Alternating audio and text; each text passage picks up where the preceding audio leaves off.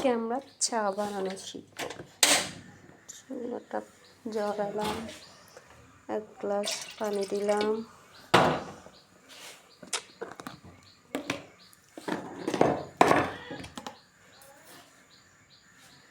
দুই কাপ চিনি দিলাম,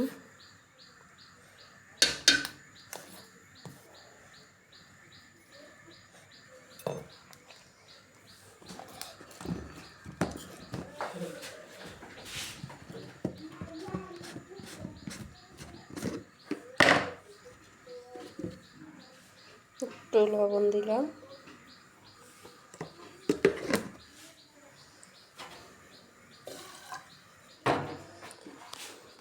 চাটা যাতে স্বাদ হয় তার জন্য 2টা দারচিনি দিলাম।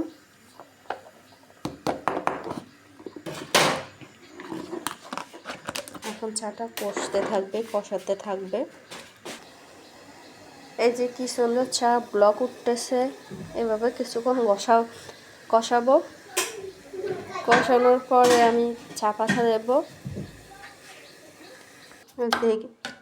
এই যে এইদিকে আমার বাচ্চা দুধ দিয়ে ভাত দিয়ে খাইতেছে। এখন এখানে পরিমাণ মতো চা পাতা দেব। চা পাতা দেওয়ার পর কিছুক্ষণ কষাবো যাতে একটু কালার আসে।